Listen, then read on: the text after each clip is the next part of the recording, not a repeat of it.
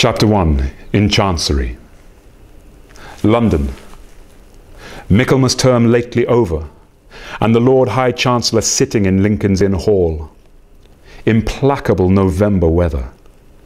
As much mud in the streets as if the waters had but newly retired from the face of the earth, and it would not be wonderful to meet a megalosaurus 40 feet long or so, waddling like an elephantine lizard up Holborn Hill. Smoke lowering down from chimney pots, making a soft black drizzle, with flakes of soot in it as big as full-grown snowflakes, gone into mourning, one might imagine, for the death of the sun. Dogs, undistinguishable in mire. Horses scarcely better, splashed to their very blinkers. Foot passengers jostling one another's umbrellas in a general infection of ill temper, and losing their foothold at street corners where tens of thousands of other foot passengers have been slipping and sliding since the day broke, if this day ever broke, adding new deposits to the crust upon crust of mud, sticking at those points tenaciously to the pavement, and accumulating at compound interest. Fog everywhere. Fog up the river, where it flows among green ights and meadows. Fog down the river, where it rolls defiled among the tears of shipping and the waterside pollutions of a great and dirty city. Fog on the Essex marshes.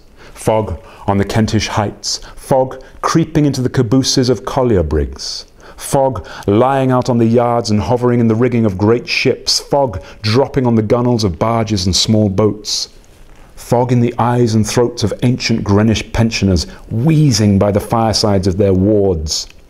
Fog in the stern, fog in the stem and bowl of the afternoon pipe of the wrathful skipper down in his close cabin.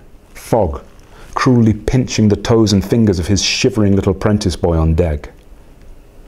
Chance people on the bridges peeping over the parapets into a nether sky of fog, with fog all round them, as if they were in a balloon and hanging in the misty clouds. Gas looming through the fog in diverse places in the streets, much as the sun may, from the spongy fields, be seen to loom by husbandman and ploughboy. Most of the shops lighted 2 hours before their time, as the gas seems to know, for it has a haggard and unwilling look. The raw afternoon is rawest, and the dense fog is densest, and the muddy streets are muddiest, near that leaden-headed old obstruction, appropriate ornament for the threshold of a leaden-headed old corporation, Temple Bar. And hard by Temple Bar, in Lincoln's Inn Hall, at the very heart of the fog, sits the Lord High Chancellor in his High Court of Chancery. Never can there come fog too thick. Never can there come mud and mire too deep to assort with the groping and floundering condition which this High Court of Chancery, most pestilent of hoary sinners, holds this day in the sight of heaven and earth.